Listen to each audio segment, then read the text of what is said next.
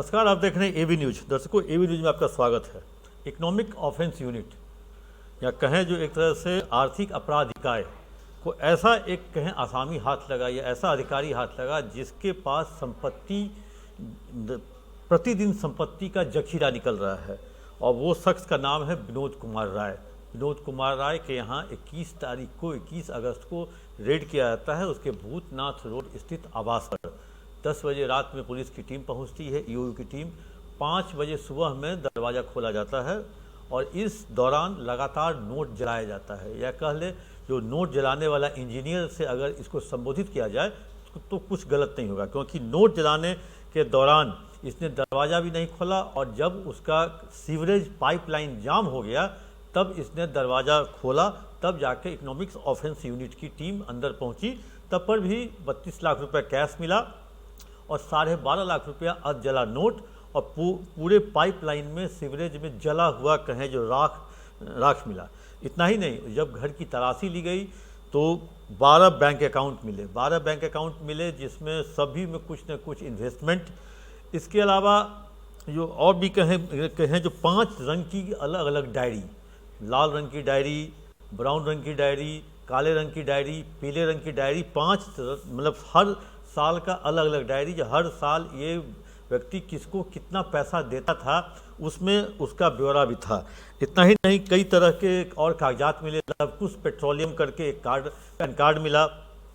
समस्तीपुर के ये रहने वाले ये विनोद कुमार राय, समस्तीपुर में 2 फैक्ट्री, एक पेट्रोल पंप का भी कागजात मिला। मतलब कहें जो जहां ईओयू हाथ डालती थी वहीं ज़मीन के कागजात और बैंक अकाउंट्स और कैश ऑर्नामेंट्स सब कुछ मिलते थे। उसके बाद पुलिस इन्हें गिरफ्तार करती है। गिरफ्तार करके रिमांड पर लेने का प्रयास करती है। रिमांड कोर्ट देने से इनकार करती है और कहा जो किडनी ट्रांसप्लांट हुआ है इसलिए मतलब कहें जो मेडिकल ग्राउंड पे विनोद कुमार राय का रिमांड नहीं मिलता है। अंततोगत्वा 4-5 दिनों के बाद ईओयू को एक रिमांड मिलता है, मतलब कहें हॉस्पिटल मतलब जेल के अस्पताल में ही पूछताछ डॉक्टरों के समक्ष 3 दिन करने का मिलता है। अब ईओयू की टीम पहुंचती है डीएसपी के नेतृत्व में। वहां 3 लोग वहां पहुंचते हैं, विनोद कुमार राय से पूछताछ करते हैं। विनोद कुमार राय से पूछताछ जब शुरू होती है तो वो बहुत कुछ चौंकाने वाली बात करते हैं। अब इनका कनेक्शन देखिए समस्तीपुर से है। समस्तीपुर का एक बहुत खास ठेकेदार इनके बहुत नज़दीकी है, जिसके बारे में उन्होंने नाम लिया। उस ठेकेदार के पुत्र को भी काफ़ी तौर पर कहे जो ठेकेदारी ग्रामीण कार्य विभाग में मिला है, और समस्तीपुर के रहने वाले, समस्तीपुर में इनकी फैक्ट्री, समस्तीपुर का ठेकेदार, सब कुछ समस्तीपुर से ही जुड़ा हुआ है। और उसके आगे दर्शकों हम नहीं कुछ बोलेंगे, क्योंकि समस्तीपुर से और क्या जुड़ा हुआ है आप खुद अपने आप अंदाज़ा लगा लीजिए जो इन दिनों समस्तीपुर क्यों चर्चित है।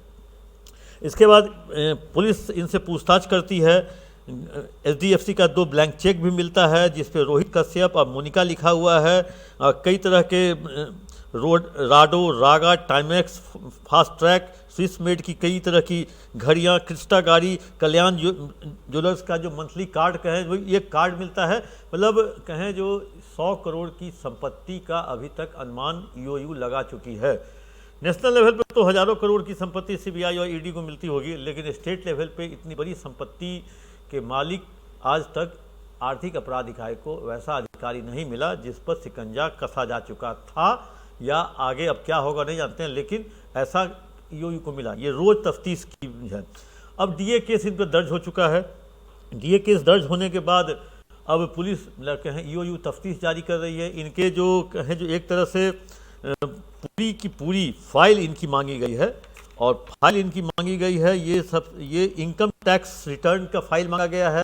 इनकी संपत्ति की घोषणा की पिछले 10 साल का इनका रिकॉर्ड मांगा जा रहा है, और कहें जो एक तरह से इनकी कहाँ कहाँ पोस्टिंग इनके मतलब नौकरी के दौरान हुई है, किन किन जगहों पर हुई है, वहाँ के टेंडर्स जो पिछले 10 साल में किसको किसको रिलीज किया गया, किस आधार पर रिलीज किया गया, तो इन सारी चीज़ों को इकोनॉमिक ऑफेंस जो कहे वो तफ्तीश कर रही है।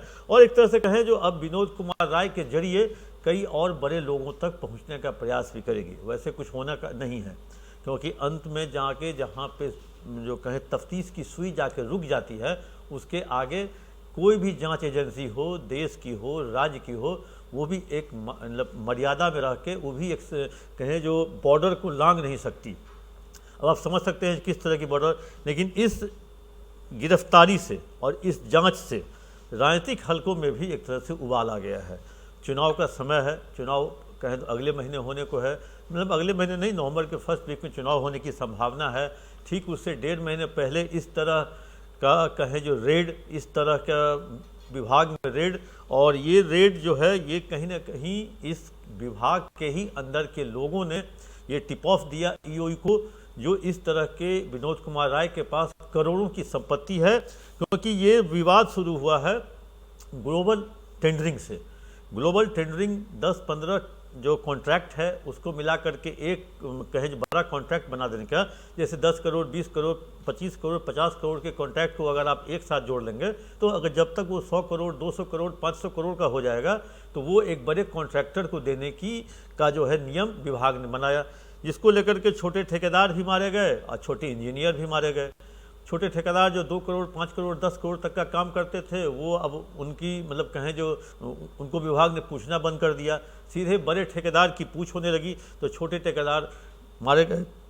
तो इस तरह की जानकारी हो सकता है विभाग के अंदर से ही या ग्लोबल टेंडर के जो शिकार होंगे उनके द्वारा ही दी गई, क्योंकि परफेक्ट इन्फॉर्मेशन कहें जो इकोनॉमिक ऑफेंस को मिला था। जो 20 अगस्त को राय जी सीतामढ़ी से पैसे लेकर, कैश लेकर के निकलने वाले हैं, फर्स्ट हैंड इन्फॉर्मेशन मिला 50 करोड़, उसके बाद टेलीफोन नंबर भी मिला, गाड़ी नंबर भी मिला। फिर कुछ देर के बाद इन्फॉर्मेशन मिलता है 5 करोड़ लेकर निकलते हैं। निकलने के बाद मुश्किल से 30-35 किलोमीटर आगे बढ़ते हैं, रूनी सैदपुर से आगे बढ़ने के बाद इनका मोबाइल स्विच ऑफ हो जाता है। जांच एजेंसी मतलब इंतजार करती ही रह गई कब इनका ऑन होगा, टावर लोकेशन देखेंगे, लेकिन जांच एजेंसी को नहीं मिला लोकेशन पूरे सीतामढ़ी से पटना के बीच में। पटना आने के बाद इनका मोबाइल ऑन होता है, और मोबाइल ऑन होता है और पटना में ये देखे जाते हैं। पटना आने के बाद और अपने घर भूतनाथ रोड आने में इनको 1.5 घंटे लगते हैं, जो लोकेशन जो टावर मिला है पुलिस को अनुसंधान के दौरान। अब ये जांच का विषय है, जो 1.5 घंटे कहाँ जाते हैं, कहाँ बिताते हैं, किसके साथ। अगर 4 करोड़ रुपया अगर इनके पास है और बरामद होता है, मान लीजिए अगर अधचले नोट को भी अगर हम मान लेते हैं तो 55-56 लाख रुपया।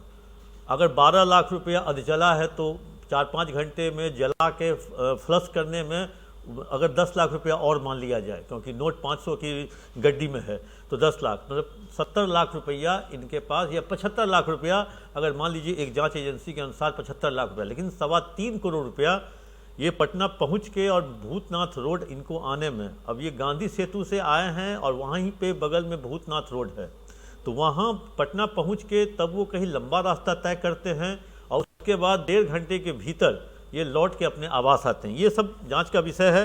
अब जो कहें जो इकोनॉमिक ऑफेंस CDR भी निकाल रही है, लोकेशन भी निकाल रही है, आखिर किन किन लोगों से इनकी मुलाकात हुई, बात हुई, सबसे अधिक ये किससे बात करते एक दिन में, जो एक कॉल जो परमानेंट आता होगा वो किसका आता था, सभी मुद्दों पर जांच हो रही है। लेकिन एक चीज़ तो खास है, इनके मुंह से 4-5 ठेकेदार जिनसे ये बराबर इनका मेलजोल था, उनसे संबंध थे, और विभाग के 4-5 अभियंता के बारे में इन्होंने इकोनॉमिक ऑफेंस को बता दिया है, ताकि पुलिस या इकोनॉमिक ऑफेंस अब उस आधार पर जाँच पर आगे निकल चुकी है।